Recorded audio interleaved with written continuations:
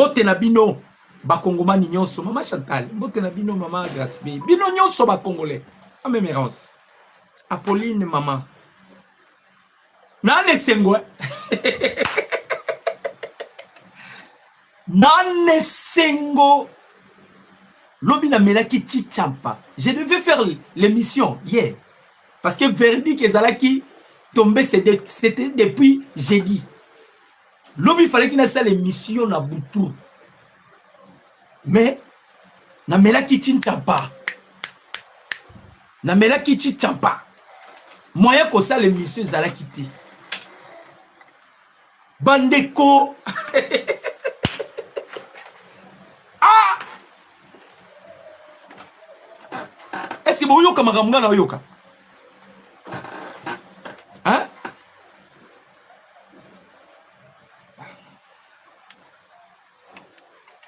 Bozo yoka makamuna na yoka. Avant on a kende na banda otangela bino titre. Les États-Unis frappent fort. Double sanction contre Joseph Kabila. Katumbi en fuite. La famille Kabili en deuil. Katumbi en fuite. Double sanction contre Hippolyte Kanambe. Les États-Unis frappent fort. Ba papa ba maman na lobaka na bino un véritable Congolais ko ikolekisa mukolote sans obanda ko luka ko état de santé ya mboka na yo. Pays na yo elali ndenge nini? Ela muki ndenge nini? Un véritable Congolais osa sansa ko luka ko état de santé ya président de la République démocratique du Congo. Félix Antoine Tshisekedi Tshilombo. Congolais solo osa sansa ko luka ko makambo so le kana goma na Bukavu. Bandeko.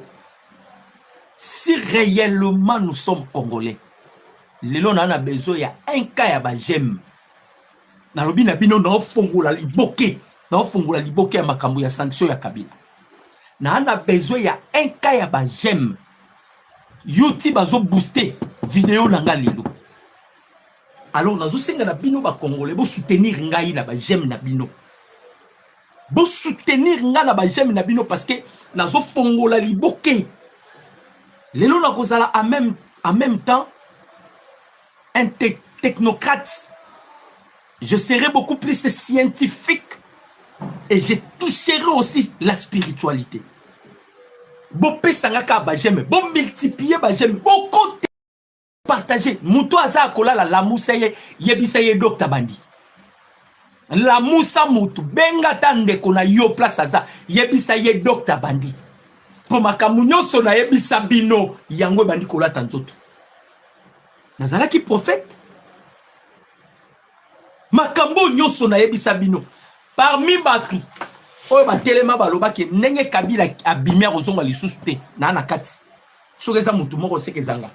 Sokeza batu ebele mais moi je suis parmi na yebisa ka bandeko nenge Kabila bimia kozonga lisusu te. Nazo fongola nteke. Botelanga kapa j'aime bandeko ba Congolais na répéter ce qui ba Congolais bolala ki ndenge nini lobby parce que lobby ezala ki matanga et pas ya ba kabiliste baleli lokola bana mikiye baleli ya kolela na bandi sikoyo les actualités na bandi bopesanga matoyi bandeko ba Congolais na lobi na kozala technique mingi na kozala pe scientifique mingi et puis j'ai touché aussi la spiritualité yo bo pesanga kaka matoyi na bandi les actualités. Double sanction contre Joseph Kabila. Je vous ai parlé ici que ça Kabila aza zoba koleka ba zoba nyoso na sena mokili batebele ba traiter kinga babi au dépasser ba limite. Je vous avais dit ngane na ibisa bino. Na lobaki na bino 3 personnes au baza na liste ya Donald Trump. Je vous ai parlé de Kabila. Je vous ai parlé de Moïse Katumbi et je vous ai parlé de Paul Kagame. Na ibisa ki bino l'homme le plus chanceux na se mokili oyo za Kabila mais Kabila baby si chance na ye. Bolandanga bien. Na moyen âge, bazalaki basé na des enseignements na moyen âge na bandi information nanga. Premier enseignement, on enseignait sur les trivium. Na trivium ezalaki na 3 branches. Ba côté ya bazalaki ko enseigner grammaire, rhétorique, na dialectique. Na quadrivium bazalaki côté ko enseigner arithmétique, astronomie, musique, na géométrie. Na zone na trivium. On a parlé sur la rhétorique et ça art oratoire. Ora ya Congo ekei mulai musika. Bandeko. Bomoni président Donald Trump, je l'ai toujours dit. C'est un ange que Dieu utilise pour la République démocratique du Congo. Makambo komi ndenge nini. Ah, on a zoé bisabino, Kabila a tout perdu. Bon matissa ba j'aime bandeko. Bon matissa ba j'aime. To ebisaki Kabila. Eloko elekiti kaizate. Kabila. Biso ba Congolais to yambiyo. Oyebaki kolata costume te. Kabila ya na kankokolo. Bandova na kankokolo.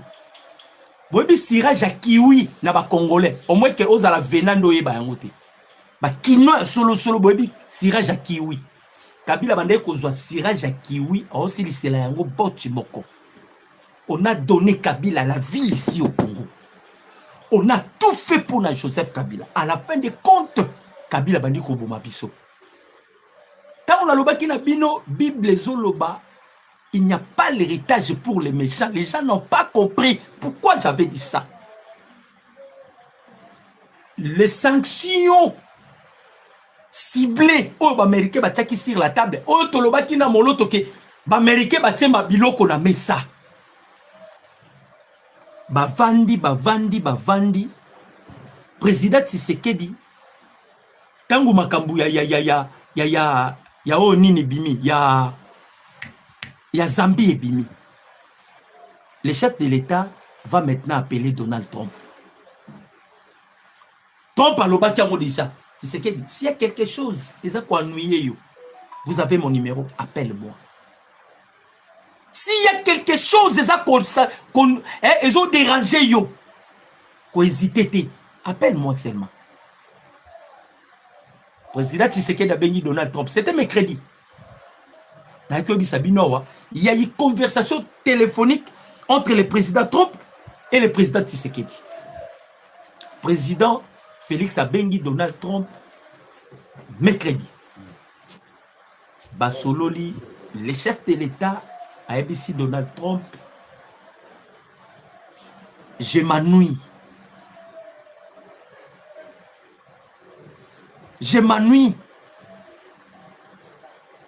À tout nier, qu'est-ce qui se passe? Alors, non. Kabila a continué à embrienga. Donald Trump a tenu président Tshisekedi. Tu veux que je fasse quoi? Président Abiy, non, il faut marteau quoi kaka. Papa! Batalopoto alobaka, en voulant tout gagner, tu risquerais de tout perdre. En voulant tout gagner, tu risquerais de tout perdre. C'est ce que Kabila avait oublié. C'est ce que Kabila n'avait pas tenu compte. Dans la siko makambo komeli Kabila. Donald Trump a 4 personnes au bana simanaï. C'est-à-dire, bato bazo gérer makambo ya Trump. Trump a moi mutema malamu. Bandeko. Boni Donald Trump azara moi mutema malamu. Ce que je vous dis est vrai. Agana moi mutema ya mawa. Ezana batu mibale bazana sima ya Trump baza sans pitié. Mutu ya liboso, c'est Marco Rubio. Patron de la diplomatie américaine. C'est Marco Rubio qui gère Donald Trump. La preuve. Bon, qui coup d'état aux États-Unis. Qu'est-ce que Donald Trump a dit? Alors, ce qui Rubio a dit que métier au à risque, n'a permettre à ta postuler. C'est-à-dire, il y a certaines décisions que Donald Trump a. C'est Rubio qui donne l'ordre avant que Donald Trump décide, c'est Marco Rubio qui dit à Trump, Sala yango, ko sala yango. C'est lui qui gère la diplomatie américaine. Marco Rubio.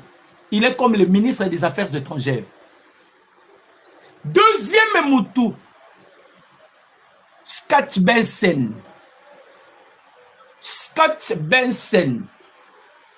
Doudou Fouamba, yaba américain, ministre des Finances aux États-Unis. Doudou Fouamba, yaba américain, Scott Benson. C'est lui qui gère les trésors américains. Batouana mibale bandeko ba congolais très dangereux.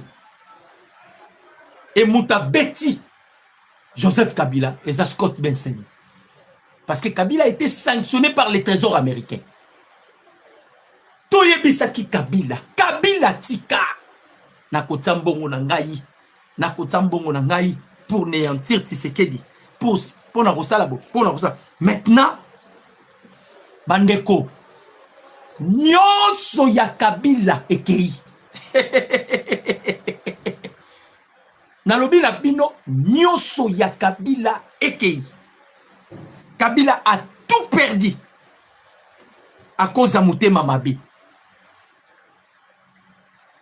Kabila a tout perdu. Nalobi na bino, il a tout perdu.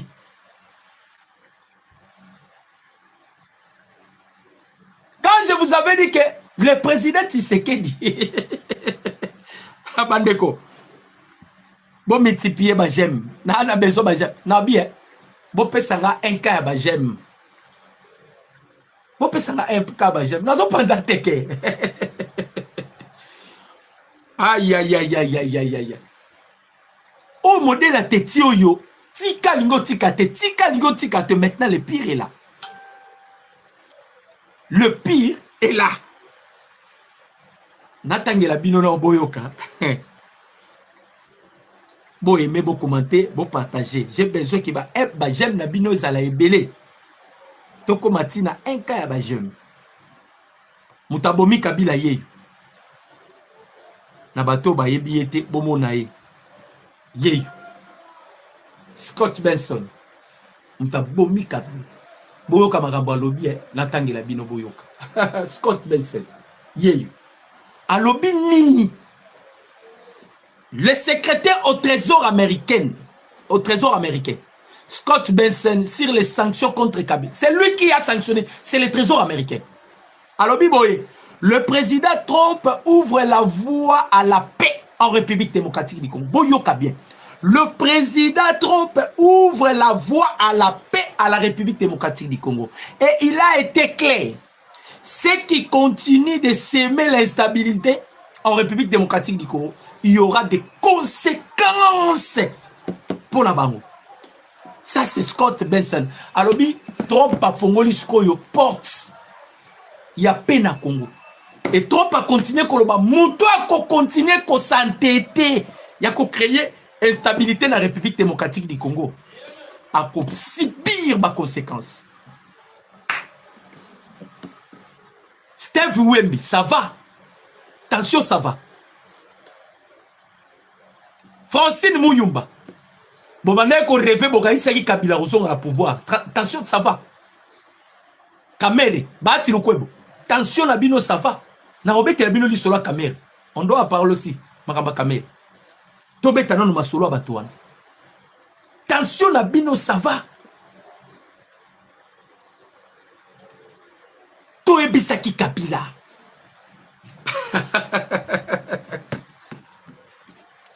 Aïe aïe aïe aïe aïe aïe aïe aïe aïe. Totangana no boyoka. Joseph Kabila sanctionné par les États-Unis d'Amérique. L'impassable vient de se produire. L'ancien chef de l'État congolais paye le prix de son soutien aux rebelles du M23 actifs dans l'Est de la République avec l'appui militaire du Rwanda. L'administration Trump a annoncé jeudi 30 avril des sanctions contre Kabila, accusé de participer à la déstabilisation de la République démocratique du Congo. Cette mesure punitive inclut le gel des avoirs et interdiction de faire les affaires avec les entreprises américaines. C'est fini. Bandeko ba j'aime zana se bandeko ba congolais. Pour multiplier ba j'aime. Bo commenter, bo partager ba lien. Bo pesanga ka ba j'aime belé parce que na obi ke ba j'aime zala belé et belé pour que YouTube a sunga biso a boostele biso vidéo oyo ba congolais nyonso batala yango. Bon matisa pena ba j'aime bon qu'on maximiser ba j'aime. Bon qui makam.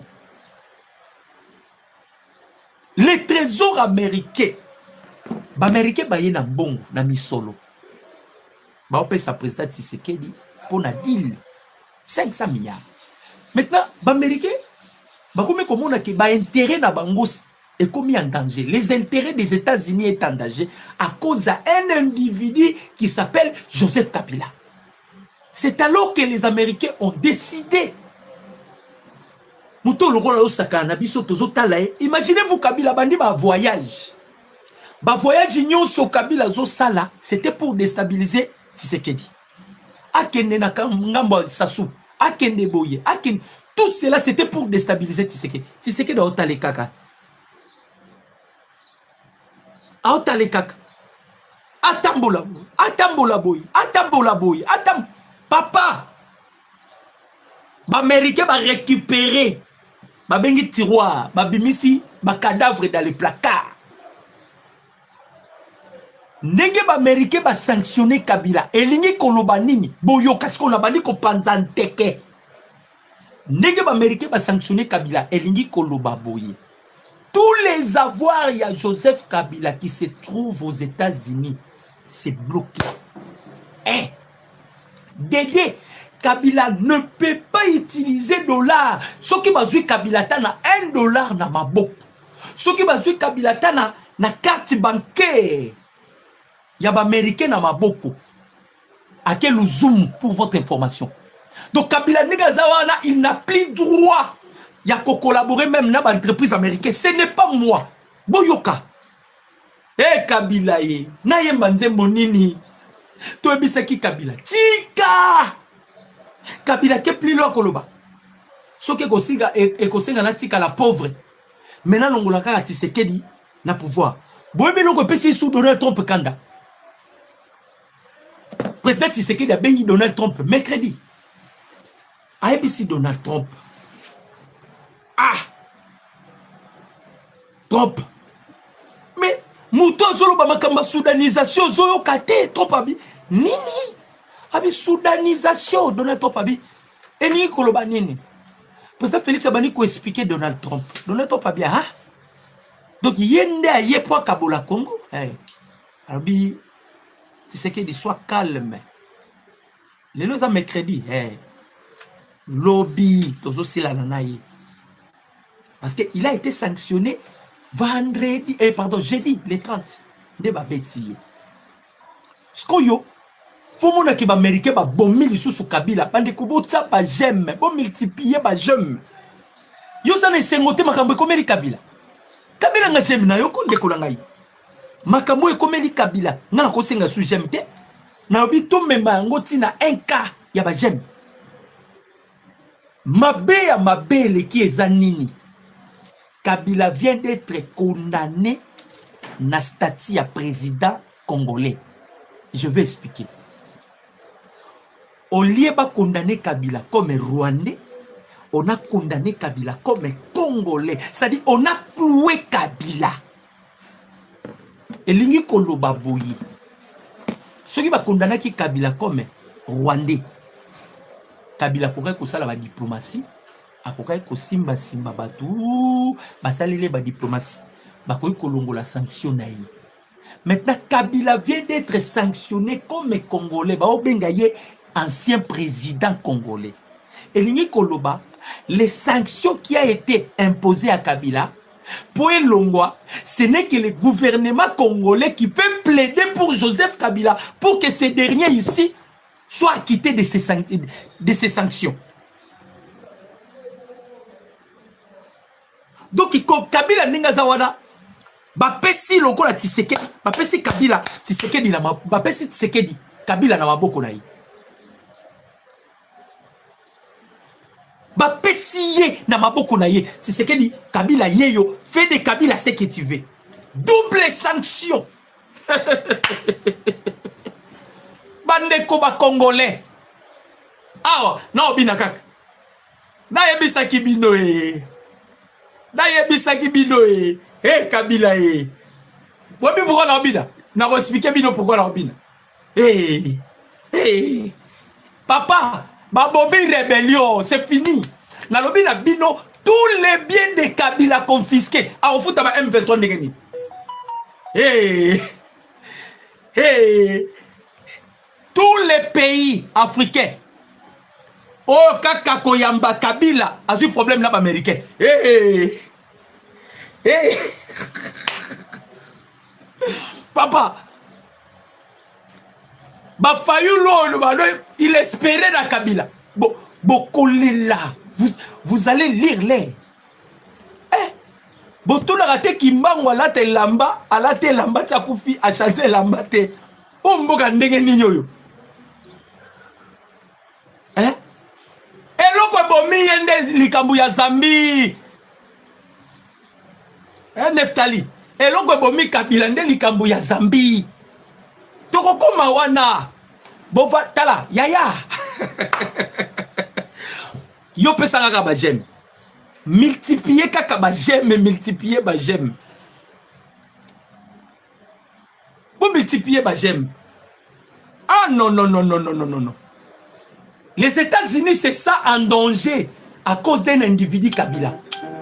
C'est alors que les États-Unis vont décider maintenant.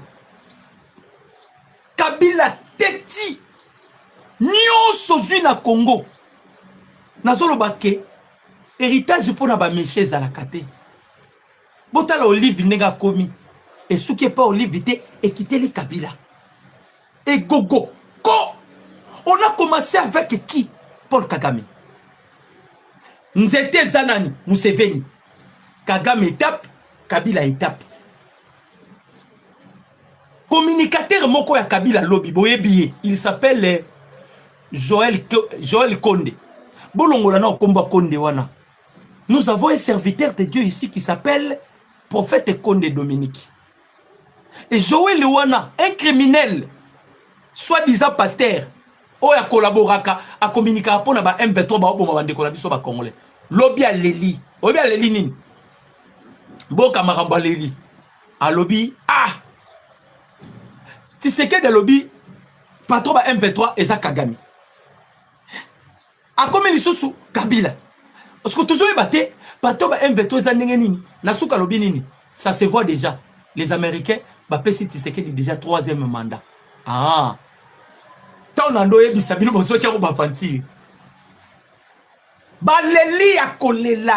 C'est fini pour Kabila. Nyonso ya Kabila tozu yango na maboko. Nyonso ya Kabila. Tout c'est bien bandeko ba Congolais. Tozu na maboko. Quel passe à nord Donald Trump? Nalobaki na bino Américain bazalaka loyal.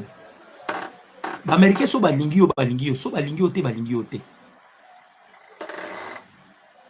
Américain so balingi yo te.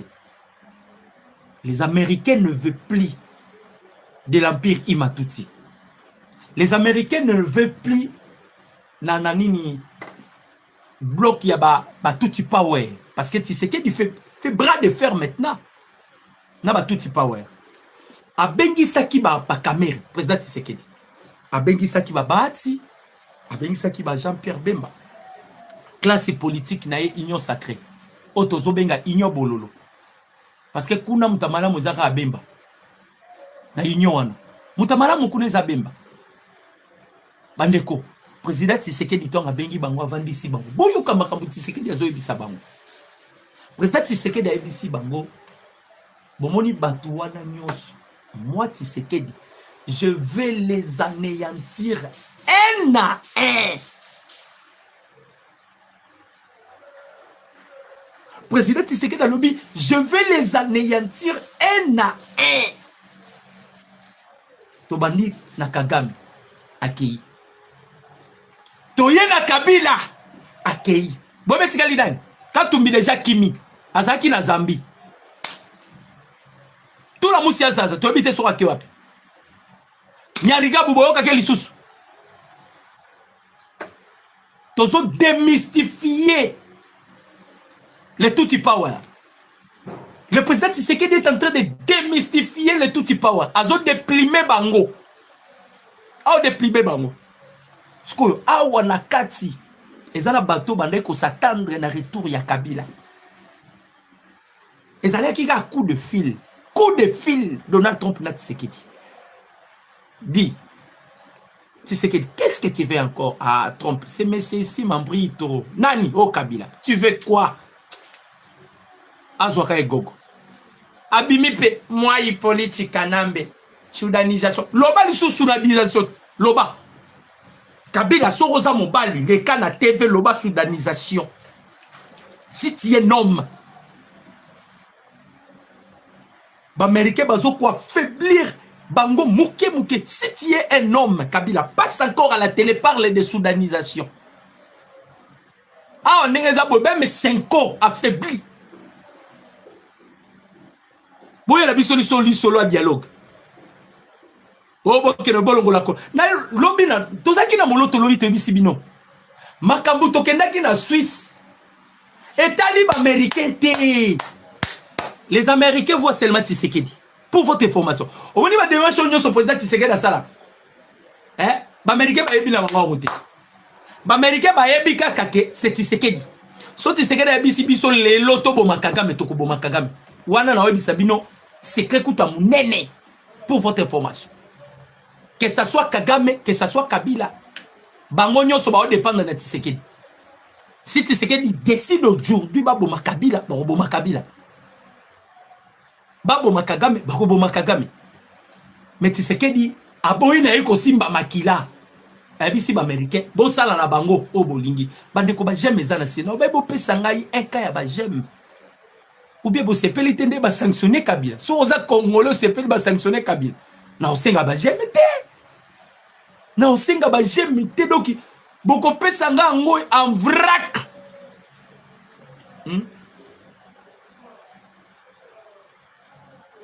Boko pesa nga ngo en vrac bandeko, en vrac.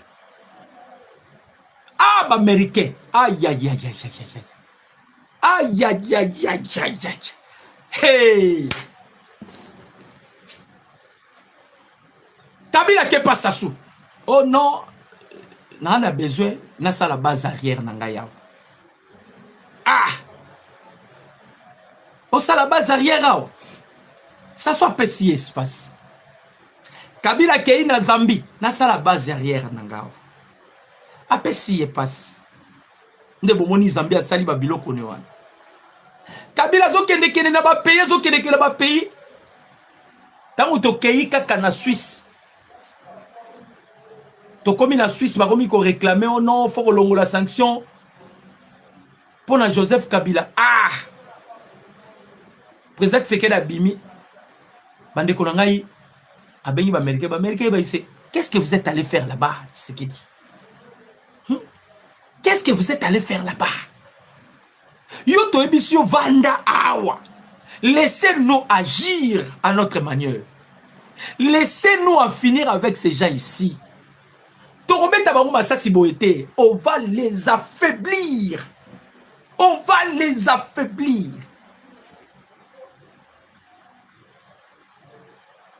Kabila.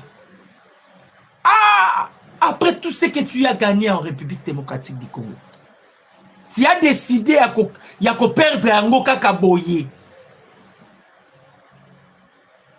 Balobi awa na sanction. Akoyi kokota à contact avec une entreprise américaine de mon côté. Donc, il est strictement interdit na Kabila. Asimbata dollar. Mbongo nyoso ya dollar ya Joseph Kabila. Ekei. Nyoso ya Joseph Kabila en dollar ekei. Ndenge zawana bambongo baolela, bachole baolela. Donc 5 ans mobimbezo lela. Obi pourquoi zo lela? Bazala ki sire na makambu ya Suisse. Bazala ki sire ke bakatumbi bazo songa. na ba revendication parce que lobby déjà Laurence Kanyuka lelaki Kanyuka lobby to sali volonté to sengi Sires gère aya pour récupérer ba prisonnier ya République démocratique du Congo aya kate to zeli pe Tshisekedi apesa biso ba prisonnier na biso Tshisekedi apesa ba prisonnier te donc Kinshasa ne veut pas qu'on négocier donc il va fouler au pied négociation sur ça. Kinshasa dépend des États-Unis d'Amérique. Kinshasa dépend des États-Unis d'Amérique. Hein? Kinshasa dépend des États-Unis d'Amérique. Pendant qu'on va Congolais. Quand je vous avais dit que Tshisekedi wana azamutu normal itaze lima. Azel lima. Eh Kabila ye. Na obina kaka. Na ebi pourquoi na obina. Histoire ici li. Histoire ici. Nengeza wana en débandade bananga. Imaginez Kagame déjà ba beti. Hein papa Véron Mawela. Merci na akomenga félicitations. Kagame ba beti. Kabila ba beti. E bongo yo Laurence Kanyuka. E bongo yo Bertrand Bisimwa. E bongo yo Nanga. Katia souka ba américain ba nango sur la table na minito eza nini. Katia souka o ba américain ba nango sur la table. Ba na katia ko traiter stati pour na ba M23. Ba na katia ko traiter stati pour na ba M23. So ba bimiseli ba oka stati ya ba terroriste. Côté pour comprendre États-Unis à Mouninga na hote. On ne blague pas avec les États-Unis d'Amérique. On ne blague pas avec les États-Unis. Donc, si tu sais que demandé que Tingama, Maramba ya dit avec les Américains. Dans le pays n'abino, tu signé la bango partenariat privilégié. Et ça partenariat privilégié. Donc, la République démocratique du Congo est un pays privilégié à l'Américain. Dans le bibo taba j'aime. Tu en as besoin. YouTube a boosté vidéo oyo. Bandeko ba Congolais bata la vidéo oyo.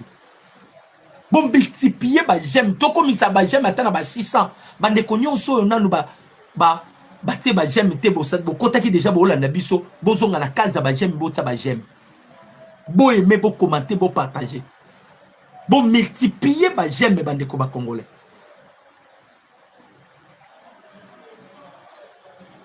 Lobby Kagame zonga ide na Kigali. Pour votre information. Boyoka information oyo. Kagame Zalaki a ça la tour en Europe. Pour votre information. Akendaki Espagne, Akendaki Grande-Bretagne, Azalaki na France et puis Akendaki en Allemagne. Allemagne Akendaki pour les soins médicaux. Mais na France Aki fallait qu'il Macron. Pour votre information. Bandeko. Si Kagame azalaki na France, si azongi akutani na Emmanuel Macron te. Akutani na Emmanuel Macron te. Makamuni nezoleka. Makamuni nezoleka. Akutani na Emmanuel Macron te. On m'a dit pas français. Mobutu alelaka. Ils m'ont poignardé dans les dos. Ah! Donc il trompe pénal lobby niette. Je vais en finir avec les Tutsi Power. Je vais en finir avec les Tutsi Power. Bango nyonso, je vais les écraser. Ba braquer Kabila te. Ba bete ka sanction. Ba bien nyonso ya Kabila ba bloquer. Donc ndenge zawana. On dit même ba pays nyonso OK, même Afrique du Sud. Soki kaka ke les sous Afrique du Sud les eu problème avec les États-Unis d'Amérique. Kabila negazana akonyata lisusu makolona yete na ba pays Amérique. Akonyata makolone lisusu na Europe peut-être parce qu'il a déjà une sanction. Ba Belge basala ki ba aventure. Kabila qui a corrompre Louis Michel, a corrompre bango nyonso ba ke ba innocenté Kabila. Vous comprenez? Ba ke ko innocenté Kabila, ba longoli ba charge nyonso Kabila. Ya Kabila. OK, ngasi na ebisaki bino. Ba américain en 2016 ba yebisaki ba belge.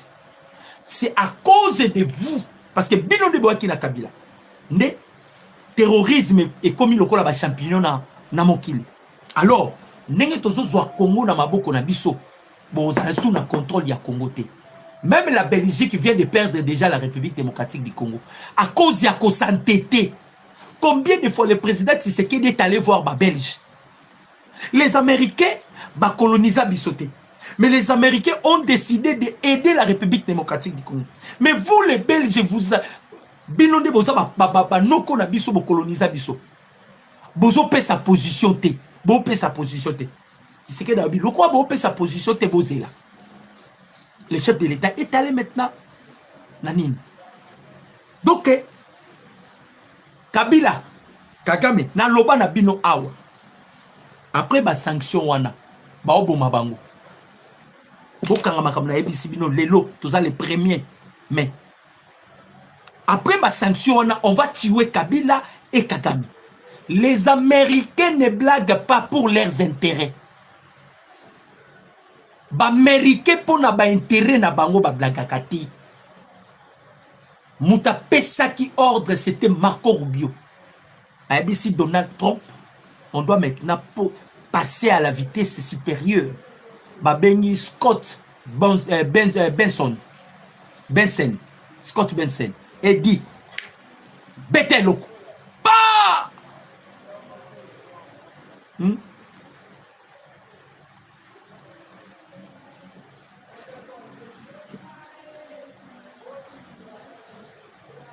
Bandeko ba Congolais. Eh! Pas surtout que lorsque Kabila a parlé sur la soudanisation. Tolobi, après tout ce que le Congo a fait pour Kabila, après tout ce que nous les Congolais, Topesi Kabila, Kabila tu a décidé de détruire ce pays que tu as dirigé pendant 18 ans. Américain bani basungayo, basungiyo sikoyo. Bandeko, ce n'est que le début. Au moins même Bafayoulo, même Bafayoulo n'a pas délice sanga. Ils vont subir les châtiments américains. Nazoye bisabino. Na lobby communicateur ya Kabila lobby en bien. A lobby et là qui est déjà noir sur blanc que l'Américain va pesi Tshisekedi troisième mandat. Na loba na bino awa. Ils avaient opté déjà sur le changement de la constitution. Na ba révélation et bimi. Or que constitution to utilisaka ezalaka na signature ya Joseph Kabila. Ndeko Peter Chaninda bimi se loko wana que totikala jamais ko penser ne loko wana. Comment constitution, voilà pourquoi Kabila lobaki ce qui va toucher à l'article moko constitution et kozalo pesimbombo aboyi. Donc la constitution est l'œuvre de Kabila. Constitution est musala ya Kabila avec sa signature dedans. Donc tout ça c'est la constitution ya Kabila. Américain balobi, si c'est que dit ne t'en faites pas. Yo vanda kimia. To sungayo. Tozo sungayo. Aïe aïe aïe aïe aïe aïe aïe. Kabila a été sanctionné pourquoi? Implication. Sikoyo Katumbi akimi pona nini? Katumbi déjà yé sanction na yé zalaraki akoyi kokota aux États-Unis d'Amérique pour votre information. Moïse Katumbi akoyi kokota aux États-Unis d'Amérique pona nini? Tant que tu as dit solo ya badil entre la République démocratique du Congo et les États-Unis d'Amérique, Katumbi a kenda na États-Unis a yebisi ba américain na RDC minéraux à la kalisusuti. Alors ba américain déjà kutu bazaki na guerre parce que eloko nyonso ezadi ya guerre au Amérique azanango na Chine. Bisos ko toza ba bénéficiaire. Guerre eza ya nini? Guerre ezali ya ba terre rare. Les Américains ont besoin de terres rares. Les Chinois ont coupé ça. Pourquoi? Parce que Donald Trump a matisaki douane. Et l'on voit qui de 100% et comme il y a 140%. Les Chinois ont bloqué. Donc les Chinois ont bloqué. Les Américains ont la expertise dans le Congo. Ils ont comprendre qu'il y a des terres rares en République démocratique du Congo. Congolais tous à la série. Est-ce que Bissot Tokoy côté les Américains ont besoin de minerais? Les Américains peuvent s'imposer par un minerai. Mais qu'est-ce que Tshisekedi a fait? Le président Tshisekedi, étant un diplomate, Housday Nadadi Saleh Baoloba. Balobi, C'est un professeur en politique. C'est un professeur dans la diplomatie. Qu'est-ce que le président Tshisekedi a fait? Akutani na J.D. Vance, na Minik. Président Tshisekedi a ABC J.D. Vance. Atuni J.D. Vance à l'obi. Et l'autre nini Kagame pesa kabino au biso peuple congolais toko ko pesa binote. Au gouvernement congolais toko pesa binote. J.D. Vance avant dit parce que Mouta Edaki président Tshisekedi akutana na J.D. Vance et ça Victor Orban. Premier ministre, il y a premier ministre hongrois. Aza ami intime, il y a J.D. Vance. Yenda sala qui pont pour que le président Tshisekedi akutana na J.D. Vance. Bon pesa nga kaka ba j'aime, nana besoin ba j'aime. En tout cas, ekolakisa ke boza pena ba congolais puis bo sepeli na makambo ekomeli Kabila. Si vous sepeli c'est que vous n'êtes pas congolais. Si vous êtes congolais, au sepeli na makambo pesa nga ba j'aime. Na bi lelo to koma ngota 1K. Pesa nga ba j'aime. J.D. Vance bakutani na président Tshisekedi. Président Tshisekedi a ebisi J.D. Vance. Alobi nini Kagame pesa kabino o biso to ko pesa binote. J.D. Vance retourne à Tshisekedi. Qu'est-ce que tu veux parler? Président Tshisekedi parce que tozo sala nyonso, mais vous êtes toujours derrière Kagame. Président Tshisekedi a ça J.D. Vance. Maintenant j'ouvre la porte. Na fongoli porte sikoyo na République démocratique du Congo. Les États-Unis, le roi Boana besoin de minerai, ba terre rare, boya, toi na ba terre rare na mboka na biso. J.D. Vance a tourné président Tshisekedi. En retour, toi tu veux que les États-Unis fassent quoi pour toi? Boyo kabino moko bande ko ba Congolais. Tshisekedi ngai pe ko ebisa ba américain. Bo pesa ngai 2 mandats. To boye botika ete na changer constitution. Tshisekedi n'a jamais parlé de ça. Et là quand ça la président Tshisekedi azala gagner la makambo belé, azala précédé. Azaka large, azana nous, aza mutema, aibo supporter. Ata humiliation Tshisekedi de l'accepte. Ato fingi président Tshisekedi andimaka humiliation. Il a un cœur. J.D. Vance Satouni président Tshisekedi. Alobi, qu'est-ce que tu veux que les États-Unis basa lelayo en retour? Boyo ka réponse ya président Tshisekedi. J.D. Vance pensait que Tshisekedi akoka koyebisa que oh non, nani ba américain ba sunganga na changer constitution. Tshisekedi n'a jamais parlé de ça. Nengeka Bible lobaka toluka bokonzalibo, bokonzalikolo ya motuya. Nyonso ko yela biso e kozala matabis. Président Tshisekedi n'était pas pressé. A ABC J.D. Vance.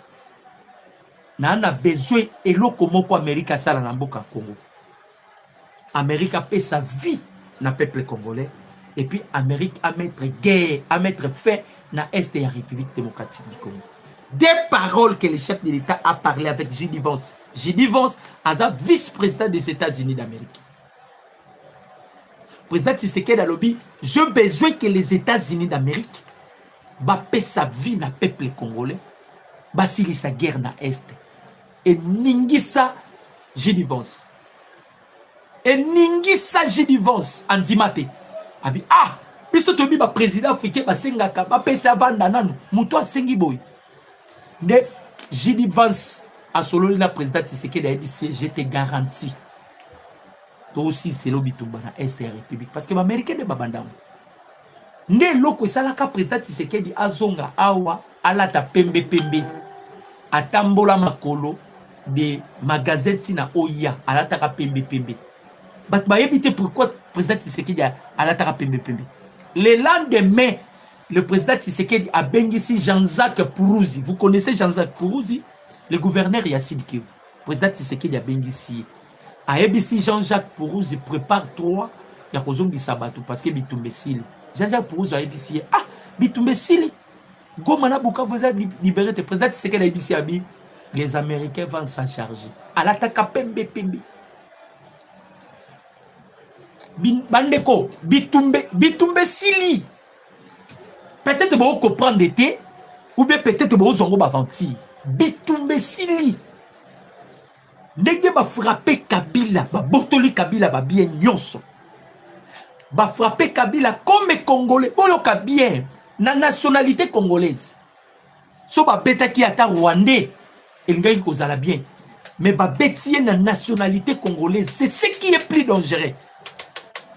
Bon matiselanga ba j'aime, boyoka. Balobi Joseph Kabila interdit de toutes transaction avec les entités américaines. Boyoka bandeko. Joseph Kabila interdit de toute transaction avec des entités américaines. Le 30 avril, les États-Unis ont annoncé des sanctions contre l'ancien président congolais. Bien, ancien président congolais. Il accuse de soutenir le mouvement armé M23 AFC, contribuant ainsi à l'instabilité en République démocratique du Congo. Inscrit désormais sur la liste noire d'Office of Joint Est Control, OFAC, va continuer dans la liste noire. Kabila.